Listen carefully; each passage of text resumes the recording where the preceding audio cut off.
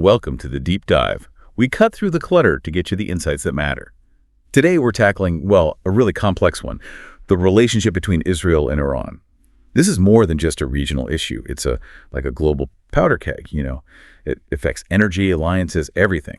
Our goal here is simple. Pull out the key facts, the core dynamics, so you can really understand what's going on without getting lost in the weeds. And it's definitely a dynamic that shapes so much. What's fascinating, often missed, is how these two countries, right, they don't even share a border, yet their rivalry pulls the entire Middle East into its orbit. It's this complex mix. You've got ideology, religion, raw politics, and these proxy conflicts. The real question we're digging into is why? Why are these two nations, which actually used to get along okay, now so deeply opposed? Okay, let's unpack that. Yeah. To really get how we got here, you have to go back in time, right? Mm-hmm. Specifically to 1979, the Islamic Revolution in Iran.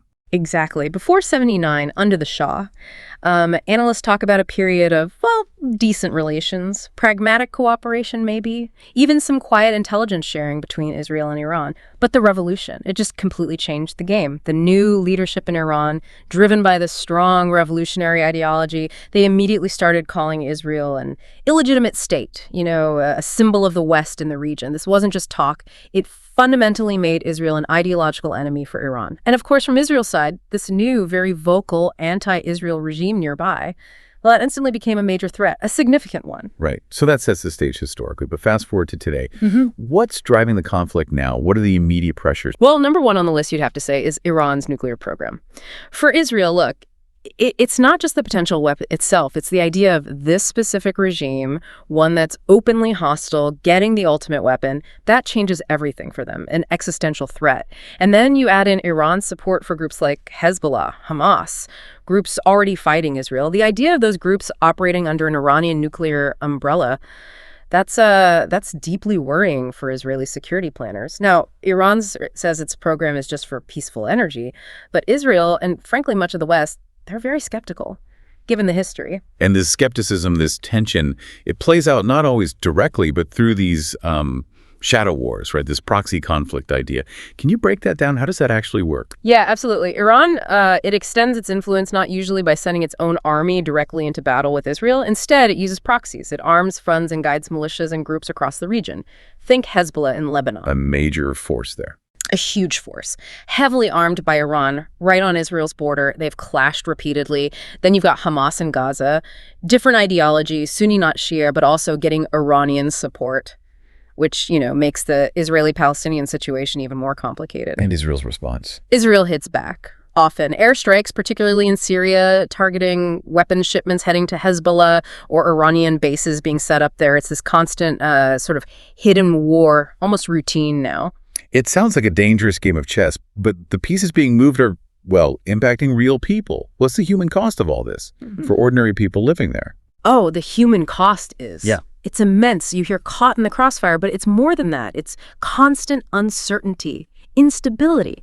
Imagine living in southern Lebanon, right? Wow. Or near the Gaza border, knowing that at any moment things could escalate because of this wider conflict. We see it in Lebanon, where Hezbollah's power, fueled by Iran, pulls the whole country into this tension, straining its already weak economy. In Gaza, Iranian support for Hamas complicates any chance for peace, adds another layer to the blockade's impact. And the ripple effects, they go wider. Yeah. Refugee flows, economic disruption across the region. It just grinds people down. Yeah, it really grounds the whole thing. Now, you mentioned the wider region, but this isn't contained, is it?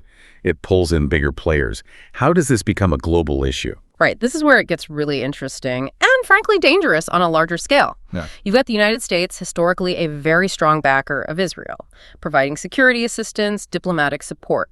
On the other side, Iran has been building ties with Russia and China. Maybe not formal alliances in the same way, but definitely cooperation.